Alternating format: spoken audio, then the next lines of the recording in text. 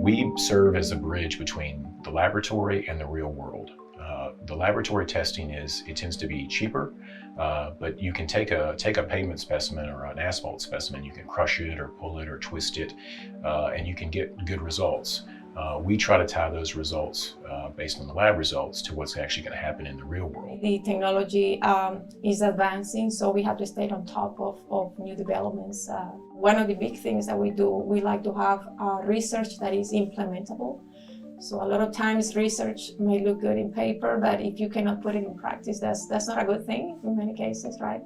So one of our main goals is always to have research that can actually be implementable and useful for the asphalt industry, for the public, for the state agencies. We currently have 69 individual asphalt pavements between the main track and then the off-road. 16 hours a day, 5 days a week, we've got the fleet running, damaging these pavements. When you look at tire rubber, incorporating that into the pavement itself, there are some designs in which the tire rubber is, like I say, just an additive. It doesn't really contribute that much to the performance of the pavement, but it's a good place to put it so it doesn't end up in the landfill.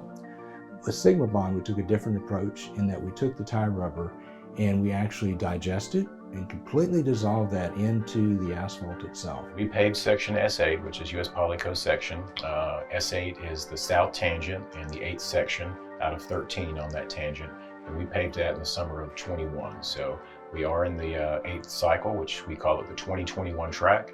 And we've been going for just over about a year and a half now. When Polyco contacted us, one of the different formulations is pretty much made out of SigmaBond.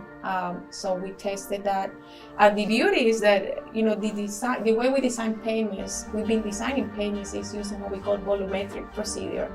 So since now we are putting a lot of different materials on roads, like I said, plastic, polymers, we are putting rubber, we need to have a better way to actually see the effect that these materials are going to have in our mixes. So over the years, probably past 10 years or 8 years, we've been doing work with what we call balanced mix design, where instead of using volumetric properties, you are relying on what we call performance tests. It was the perfect opportunity with the balanced mix design to do that. We are the only terminally blended tire rubber material that has the performance of SigmaBond products as far as the fatigue resistance and the performance characteristics, easy to lay down, easy to apply. You don't need any special equipment, you don't need additional training, there's not really any difference in the testing that you do for SigmaBond than you do with the conventional asphalt pavement. So it's very easy to integrate our technologies into your current specifications or with your current crews. Coming up in the spring of 2024, we expect most of these sections to have failed. Now, occasionally they surprise us and they last longer than we anticipated, which if they didn't, we wouldn't have to do the research if we knew how everything was going to work out. But yeah, we'll just continue to monitor the pavement and see how it holds up over time.